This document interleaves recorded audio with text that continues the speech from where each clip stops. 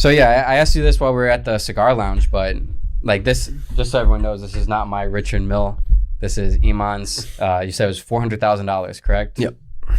So I know knife crime is a big thing out here in London, Yep. and you were telling me that they have organized like criminal masterminds where they have like the taxi drivers, the doormen, the people at the club. Everyone's in this kind of like ecosystem where they spot people with nice watches and then they hunt to take you down, or at least take your watches.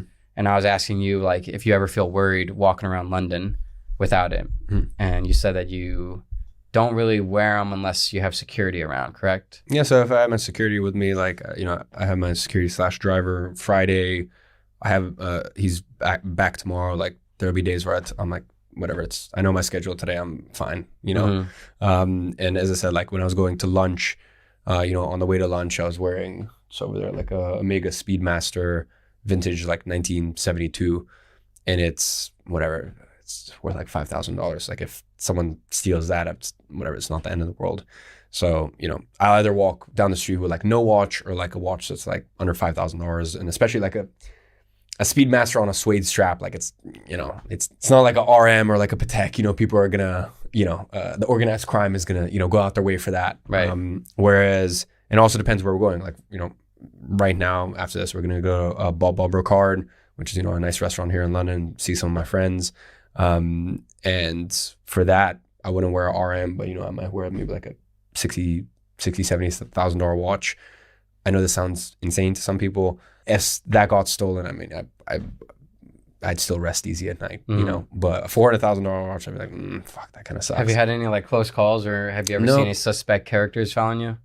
No, because you basically just need to not be an idiot, right? So there's certain, for example, restaurants here in London. There's places, except for anyone who doesn't live in London, this may not mean anything, but there's places here in London, Novikov, a Sexy Fish, stuff like that.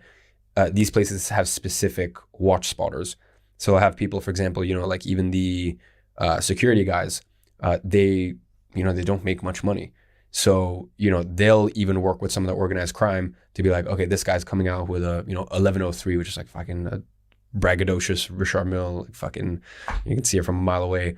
And then, for example, there's many scenarios that can happen in that case. If you're getting in an Uber or a taxi, like if it's clear you're not with security, like I'll go to any of these restaurants and I'm with my security, like, bro, like he'll fucking kill anyone.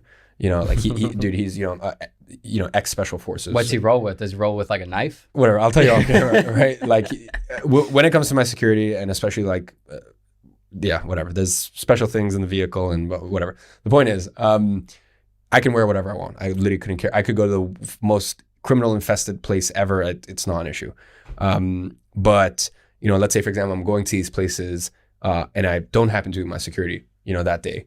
I'm not going to wear those watches, right? Because you have to be a real idiot. But for example, like the place we're going to now, it's not one of those like flex hotspots, Bob Ricard isn't one of those places where you're going to have watch spotters. So as long as, you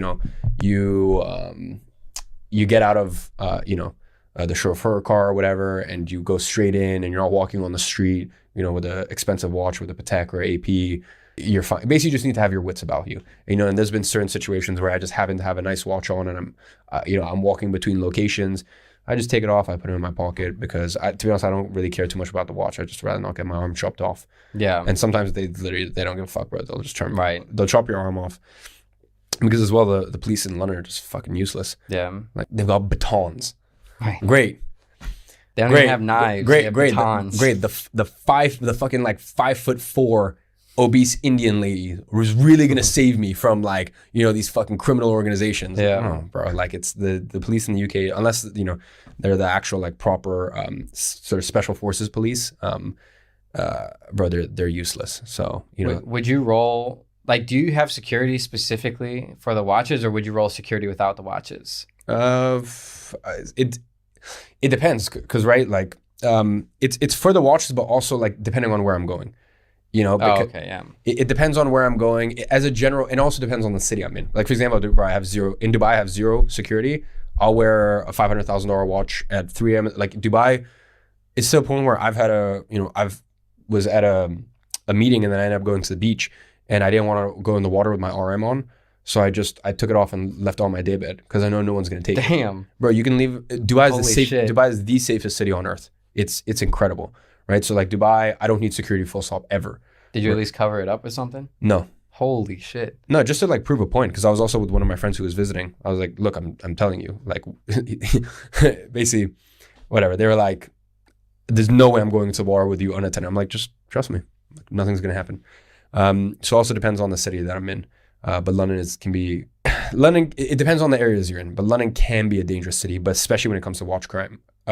Watch crime, there's more organized watch crime here than any other city in the world.